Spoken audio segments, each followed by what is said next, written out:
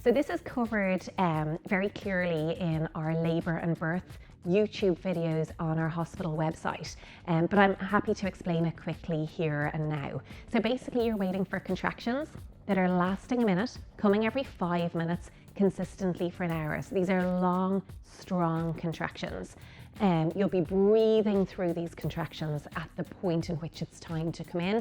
If someone were to ask you a question halfway through this contraction, you probably wouldn't answer them. You'd wait for the contraction to be finished and then answer them. So that's a good sign that they're long and they're strong enough to be coming in. Other reasons to come in would be if you had any concerns around babies' fetal movements while you're in labour. If your waters break, that's always going to bring you into hospital as well. Or if you had any concerns around any vaginal bleeding, that would also bring you into hospital. So labour, I suppose, what precedes your labour pains would sometimes be, I suppose you'd call them pre-labour niggles. And what they feel like is kind of lower abdo discomfort, maybe the kind of lower abdo pain that you might experience a day or two before your period is due.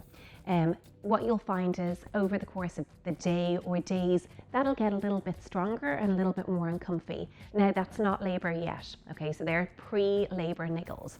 And then what'll happen is that lower abdo discomfort is going to start to feel a bit more wave-like. It's going to start off mild, it's going to reach a peak, and it's going to relax again. And when you start to feel those wave-like contractions, well, that's more than likely labour. They'll probably start off quite irregular to begin with, and that's early labour. And then when they become more regular and are in the pattern of this 151 that we cover in the labour and birth videos, so one contraction coming every 5 minutes, lasting a minute consistently for an hour, that's when you're in established labour and it's time to come on into hospital.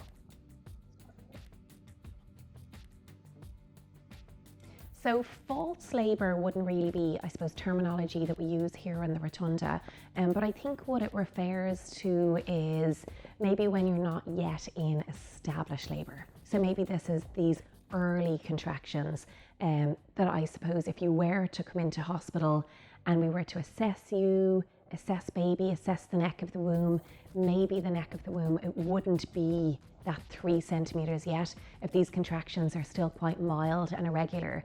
And if that happens, if you come in and you're not yet in established labour, we will give you the option to go back home again.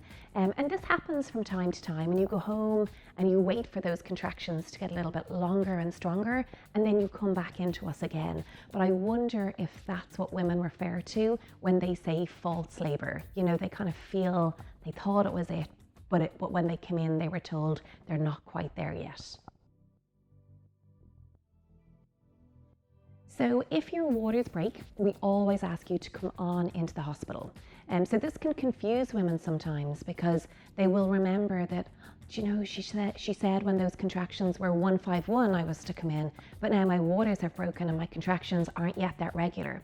So if waters break, that's always going to trump everything else and bring you into hospital. If your waters break and the water is clear, you feel well, baby's moving around, you have about maybe 45 minutes or an hour to double check you have everything in your bag, wait for your partner to come home from work perhaps, and the two of you come in together. However, if the waters break and you're preterm, or if the waters break and there's meconium in the water, and we explain what meconium is in our labour and birth class, those two reasons we would ask you to come into us a little bit sooner with waters breaking. So you would probably come in straight away and ask your partner to meet you in here. If you were to have bloody discharge, I wonder if that would sound like a show.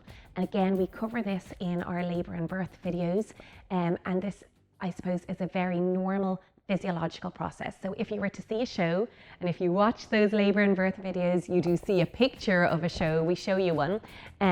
So, shows are completely normal, providing you're 37 weeks or more, and once you feel healthy and well and baby's moving around, we encourage you to stay at home and wait for those contractions to get a little bit stronger and then come on into us. So the benefits of birthing in water or in warm water, I suppose the main one is that it will encourage you to be nice and warm and relaxed.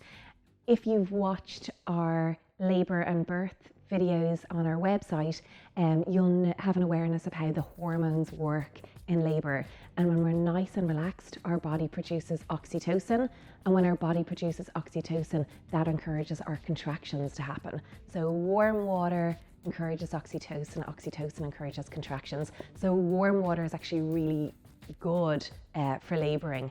As well, your womb is made up of muscle fibres. It's a giant muscle. And so if you think, I suppose, about if you had sore, achy muscles and you jumped into the bath, those muscles feel better. So it works in the same way. You know, your sore or your uncomfortable womb contracting away, is that pain is, or that discomfort is relieved when you're in the warm water.